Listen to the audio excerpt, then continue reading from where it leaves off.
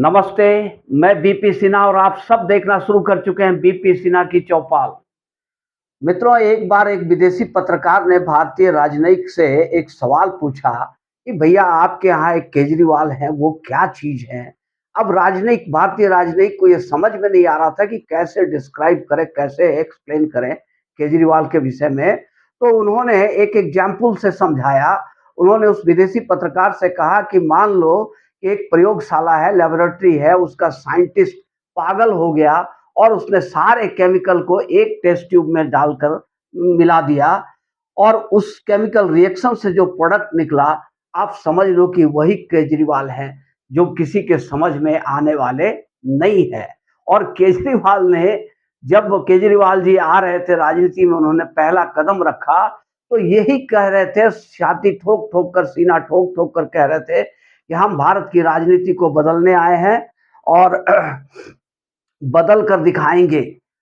जो भी राजनीति में विसंगतियाँ हैं उसको दूर करेंगे, राजनीति को साफ-सुथरी करेंगे। तो मित्रों, राजनीति में बदलाव तो केजरीवाल ने किया और बहुत ज़बरदस्त बदलाव किया, ऐसा बदलाव किया जो ना भूतो ना भविष्यति, ना भूतकाल में संभव था, ना भविष्य में कोई संभावना है। क्योंकि केजरीवाल ना भूतकाल में कोई केजरीवाल आए थे और ना भविष्य में किसी केजरीवाल के आने की संभावना है।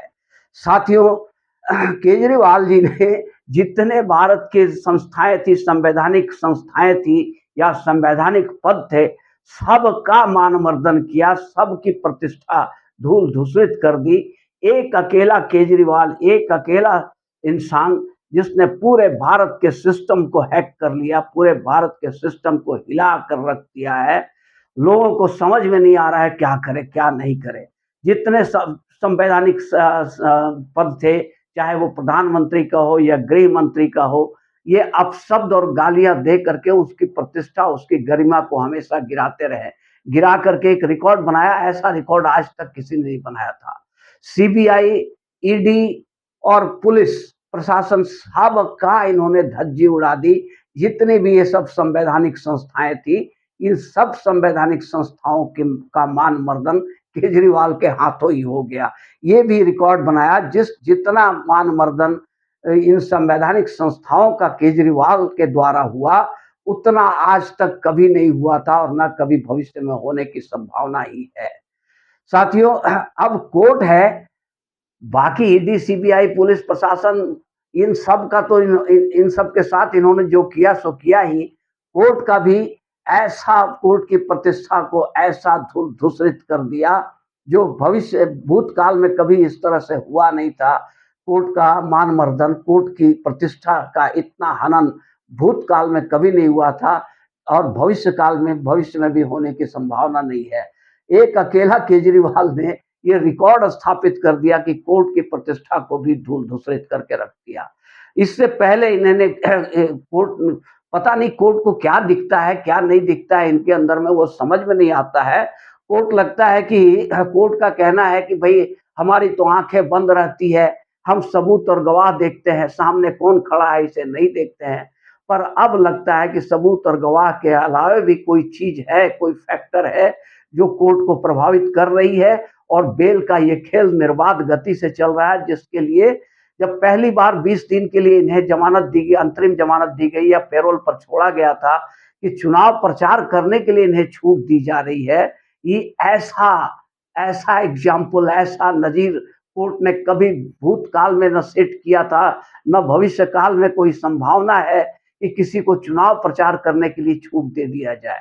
जिस ग्राउंड पर इन्हें छूट दी गई, उसी ग्राउंड पर हेमंत सोरेन भी चाहे झारखंड के मुख्यमंत्री, तो उनकी उनकी भी बेल पिटीशन को रिजेक्ट कर दिया गया।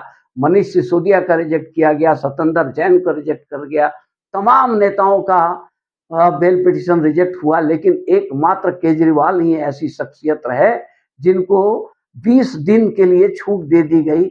और जब इस पर पूरे भारत में हंगामा हुआ, पूरा देश जब थू-थू करने लगा, तो सुप्रीम कोर्ट के उन 2 जजों ने अपनी गलती को समझ में आया उन्हें और उन्होंने कहा कि चलो भई, गलती अगर हमसे हुई है तो इसे सुधारेंगे भी हम ही और जो आलोचना हो रही है उसे हम पॉजिटिवली लेते हैं, सकारात्मकता से लेते हैं।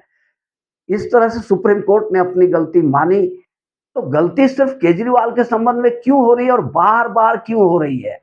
अभी जो राउस एवेन्यू कोर्ट ने कल केजरीवाल को ज़मानत दे दी और ऐसी ज़मानत दी, ऐसा फैसला दिया जो पूरी तरह हास्यास्पद है। उन्होंने ईडी को मौका तक नहीं दिया कि अपने पक्ष को रखो और सिर्फ एक दिखावे के लिए कि हाँ भाई चलो ईडी आप कुछ बोल लो, चूंकि ऐसा लग रहा था कि जज साहिबा ने मन बना लिया है केजरीवाल को बेल देने का, तो चलो कि ईडी को बोल दिया कि चलो अपना आधे घंटा में निपट लो। और लगता है कि कोई सीरियसली ध्यान नहीं दिया ईडी के दलीलों पर और ईडी के सारे दलील अभी बाकी रह गए, सारे डॉक्यूमेंट्स दिखाने बाकी रह गए।